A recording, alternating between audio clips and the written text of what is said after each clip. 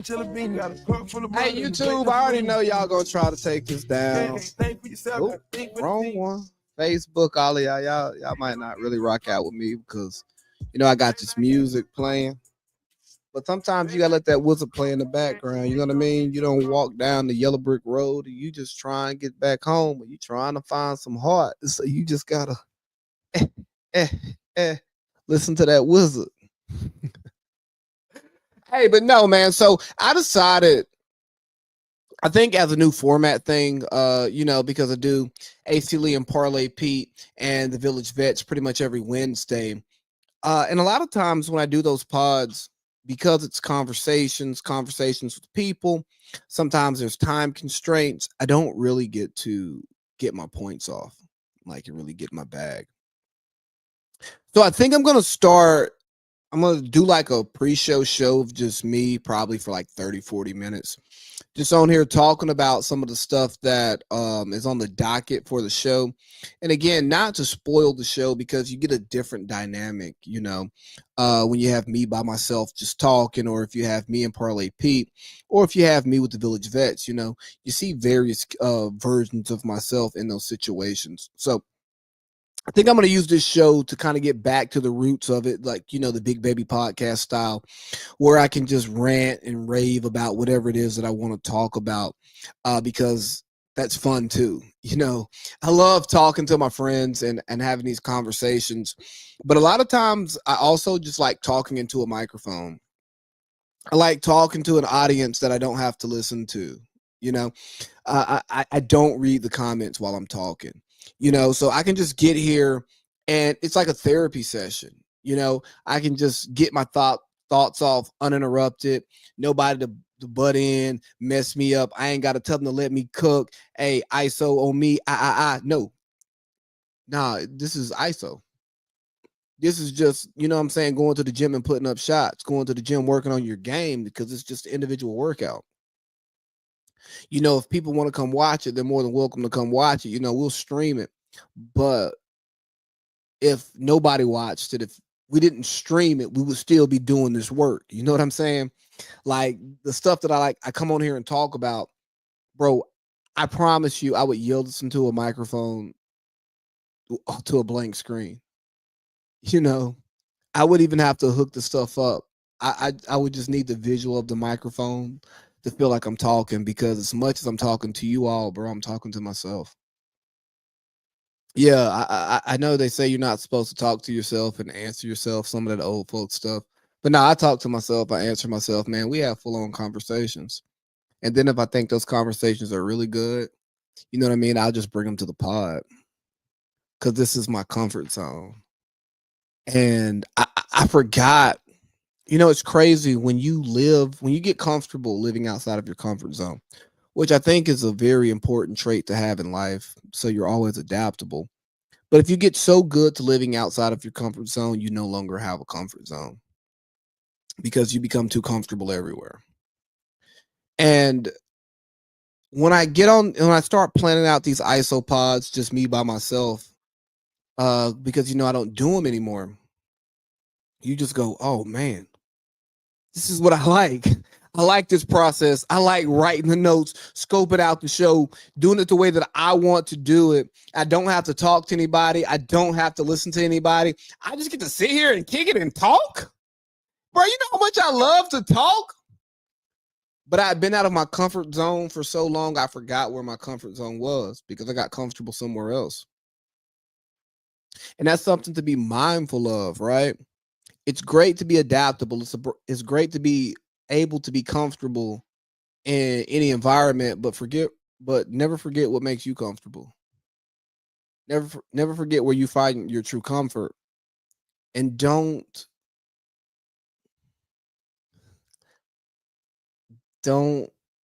pivot too far from it.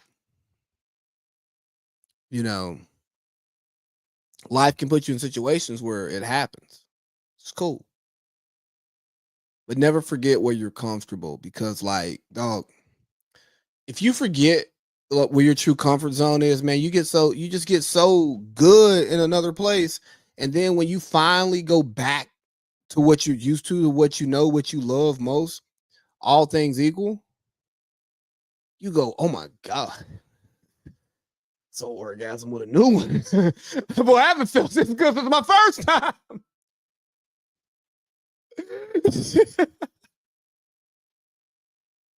And as humans, we shouldn't deprive ourselves from the things that we enjoy. Like, I enjoy doing a podcast by myself. Why do I not work my schedule out so that I can pod by myself and talk about what I want to talk about and not collaborate with people and not listen to people? Because, I'm independent.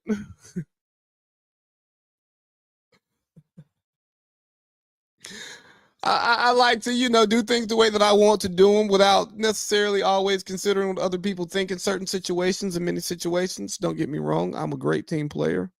But if it were up to me, we wouldn't be. It'd just be team me. Like, if you want to do what I want to do, then you can be on the team. Cool. Yeah. Oh, yeah. Absolutely. That's. And so, but because I've been doing the group pods things for so long, and you just, man, where I work, I got a daughter, you know what I'm saying? I got responsibilities. So that's like, I can't just ISO. I can't ISO Joe. But now I'm like, no.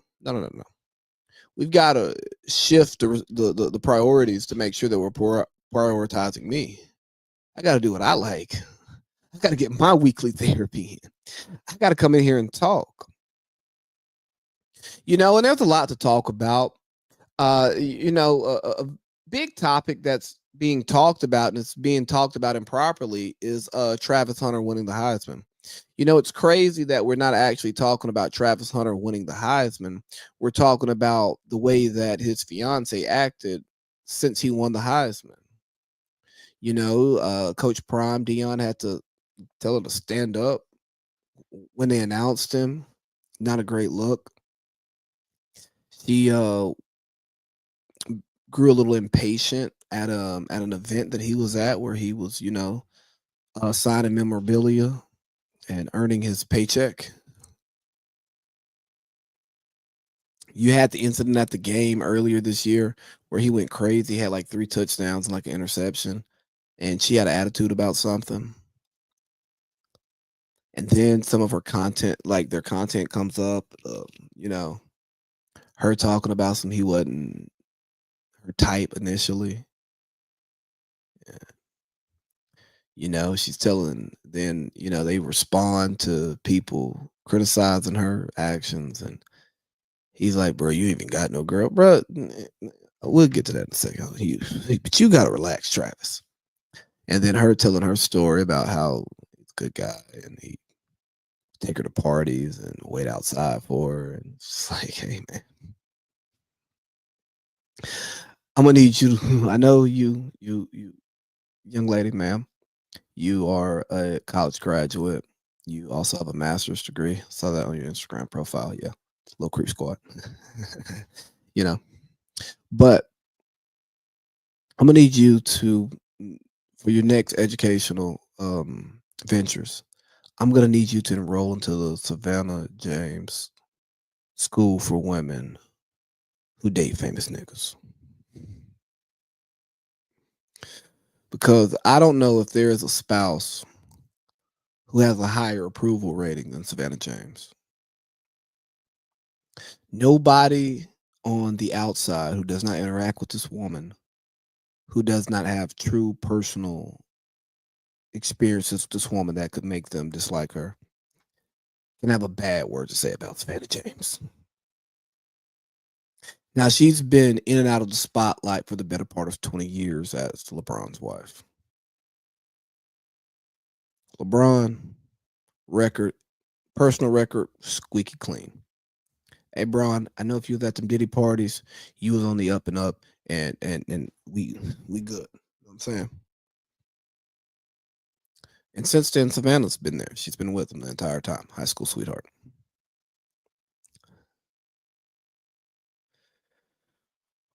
I want to ask you, what is one thing Savannah James has done that could put smut on the name of LeBron? Now we think about a lot of wives here who have pretty good approval ratings. Ish, they do what they do. You look at Steph Curry's wife; she's famous. We know about her. She likes to cook, and all of that stuff she does. But you remember she tried to call the league fixed. Vanessa Bryant, Kobe's wife. We love, we respect Vanessa, but things happen, and little smut got put on Kobe's name. People think some certain things about you. Uh, Touchy, right? Gabrielle Union, uh, she's famous. But there are some things that people could say about her and Dwayne Wade and where they are in life that could bring a little smut to his name.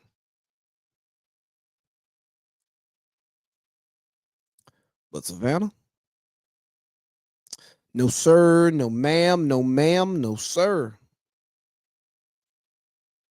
She is the epitome of what you want your wife to be when you're in the public eye. Publicly. And I say publicly because I don't know what she is privately. But what I do know is she understands what butters the biscuits. She and her partner have an understanding of how they will move, groove, and interact to ensure that the main thing is the main thing. Now, I'm gonna be honest with you. She act like they ain't got a prenup.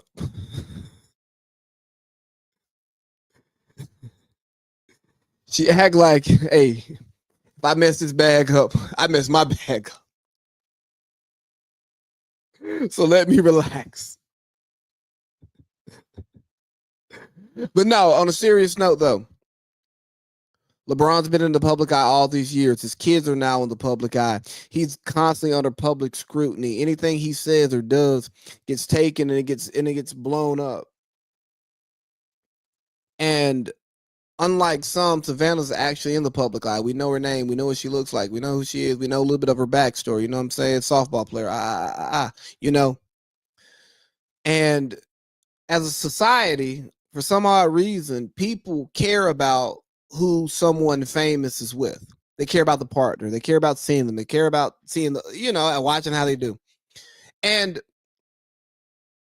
again, as a social media personality, as somebody who probably has her own little side ventures and businesses that she does to keep herself occupied, someone as a mom, someone who is a carries the image of a strong, supportive black woman, somebody who you can see where it's like she might check Bron or he do some corny stuff and she don't laugh because we know that ain't corny. We know that's corny. And we ain't these people who just love Bron for like, cause he's LBJ King James. Like, nigga, you Raymond. You know what I'm saying? So like you see that real side. And I think that if you are a woman involved in a serious relationship with a man who's in the public eye, then that's the role you need to take. I'm not telling you to shut up and get in the kitchen. I'm not going to tell you that. But I'm going to tell you when we go outside, don't mess up the bag. Keep the main thing the main thing. And I'd hope that you'd ask me in return. Don't mess up the house. Keep the main thing the main thing. So at first, I wanted to make this as, to big up the Savannah James School for women dating famous niggas, right? But now I want to be a weird LeBron fan and make this about people in the public eye, no matter how big or small that eye is. I'm talking about people who got a reputation in their local community, right? Because that there's local celebrities, you know what I'm saying? Like that exists. But what I'm telling you is let's take this and say, hey, Let's learn to move like the James family. Do I think LeBron cuts a fool on the road from time to time? Do I think you can be regarded as one of the greatest basketball players of all time? You're a billionaire, you sell shoes, you are him.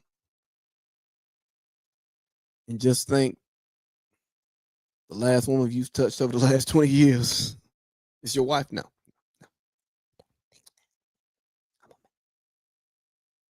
I know guys who would do more for less. But what he doesn't do is he doesn't bring disrespect to his family. He doesn't bring embarrassment to his family.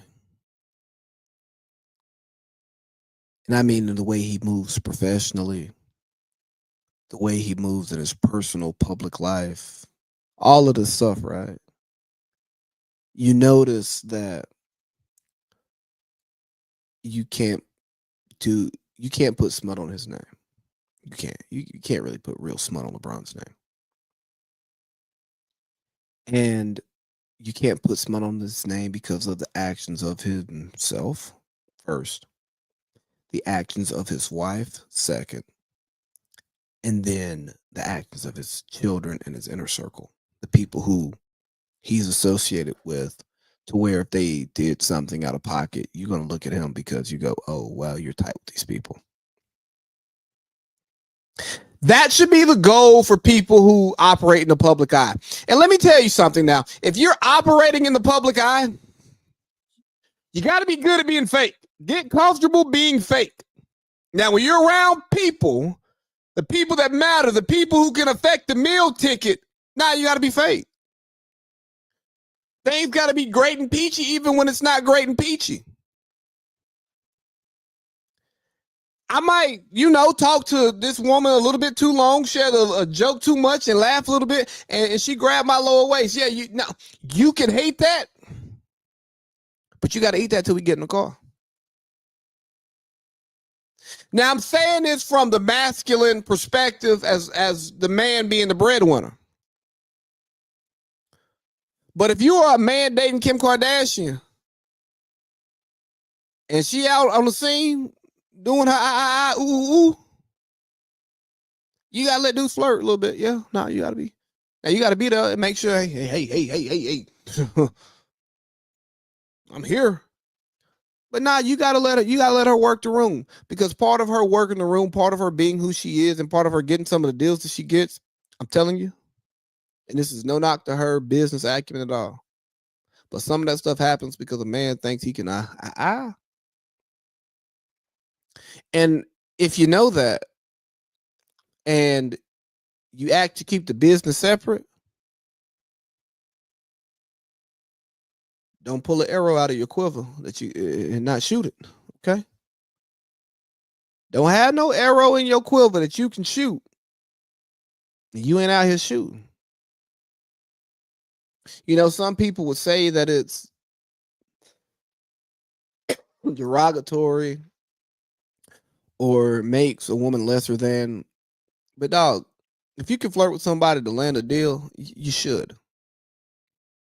Cause I'm gonna go ahead and tell you, I flirt with a bartender to get a heavy pour and a cheap drink. Yeah. I'll go flirt with a lady in the office if she got something I want. You know what I'm saying? I'm not actually gonna engage. But if you think I'm cute, I'm gonna use my appeal to you to appeal to you so you can appeal to me. And now your appeal may be physical, and my appeal may be, bro, you give me extra pens at work, or you'll go order me some stuff from my cubicle that they won't do. Oh yeah, no, I'm gonna schmooze. Yeah, no, I'm gonna schmooze. But what I'm not gonna do is I'm not gonna carry myself in a way that's gonna affect my home. You know what I mean? Like that's the whole thing from the James gang is, if you're somebody who cares about your public perception, your public image, you move around in the public eye, then Gotta follow the James gang, man. You've got to be fake when you're outside, and but the important thing is being true and honest when you're inside. So you have an understanding that when you go outside and things get a little bit wacky, it doesn't go left. Another thing that I kind of wanted to talk about, some of this relationship esque stuff. You know, Now that I got it up, I don't want to talk about it anymore. I was going to talk about Remy Ma and Papoose, but I don't really care. I don't care. But let me tell y'all something. This is one thing I love about doing a solo show is I can prep a topic and think I want to talk about it, and then I actually get to talking about it, and I go, whoa, I don't care. This topic means absolutely nothing to me. Like I'm only gonna talk about it, because I think you might care about it, and then I can talk about what I really want to talk about and use that topic as my launch point. But I don't really care about Remy Ma and Papoose and whatever the hell they got going on. It's not really relevant to me. You held her down. That's your fault, bro. She's a narcissist. Well, when you know better, you do better. But I came across this post on Instagram that I kind of wanted to talk about. Oh no, that's this one right here. Dude in the room, ask him how he's doing. For real. A lot of people don't ask me because to the point that I'm always happy, I'm laughing, I'm brightening everyone else's day. His day must be fine because he's brightening everybody else's life. I would say that's not a fact. That person that brightens other people's lives, they're just good at brightening people's day. They also have trouble. They also have demons. They also have insecurities. If you're doing the room, ask. Man, so I came across this post as I was like scrolling before I was getting ready to record the show. And I'm like, yeah, let's do this, right? Because it's so important to check in on the people who check in on you. It's so important to take care of the people who take care of you. Because what you don't know is, yeah, they take care of you, but who's taking care of them? And you might be the person who should be taking care of them, and you're not. And not because you don't want to, not because you don't care about them, but because you're so distracted by the other things that you think you're supposed to be doing, you're neglecting the responsibility that you want. So take care of those who take care of you. This Channing thing really, bro, it really touched me, right? In so many different ways, Pauls, because I don't like the super overly optimistic people. I don't really rock with them. Like the lady who comes to work happy every day. Hey, how you doing? Hey, man, take all that happiness on somewhere. Life ain't that good. What you masking?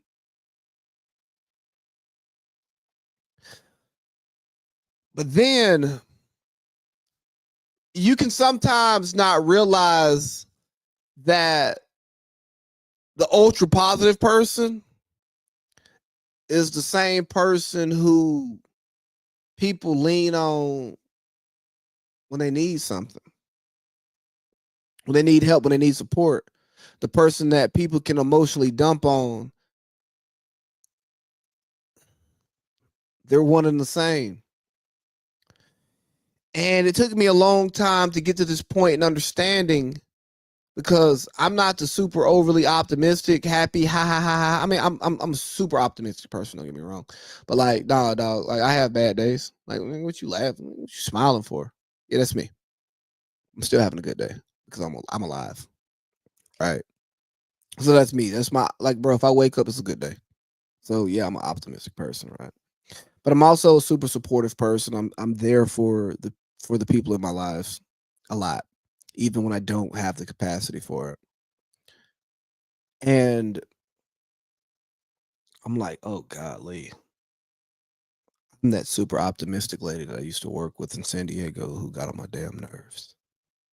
I'm that person, just in a different way. I'm over here providing support for people. I'm providing guidance for people. I'm providing help and assistance for people. But I'm not even getting the same help myself. I'm giving advice that I don't even take myself. And I got to a point, shout out to my wife, got to a point because, you know, when I started dating my wife, it's like, why do you take on all of this stuff when you have all these other things going on with you? Like, you don't even put up the boundary to say, hey, I don't have the capacity for this right now. I was like, oh shit, man, I never even thought about that. Boundaries, capacity? What? Nah, somebody I love needs something. So, you know, we gonna figure it out.